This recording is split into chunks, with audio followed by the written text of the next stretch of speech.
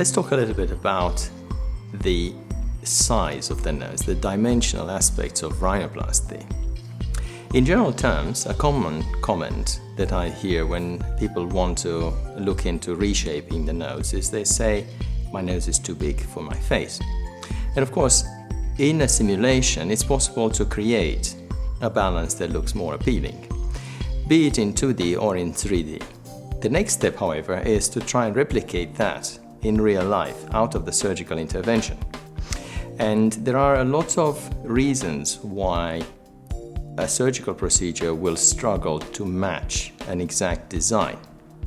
It is, however, possible to try and follow some of the measurements for change, in particular in reference to the profile, through the surgical operation.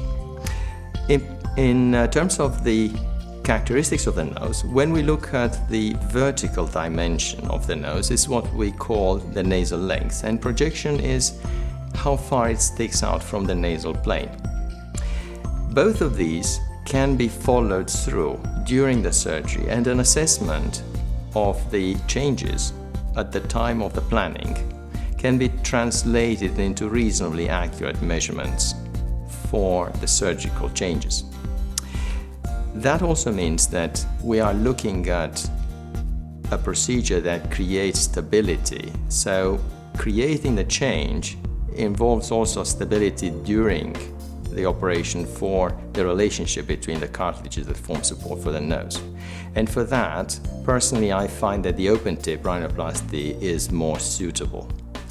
Overall, I have developed my own approach in relation to managing the size changes for the nose and measuring them through the surgery so that there is a gradual adaptation and the match between the project and the result is better.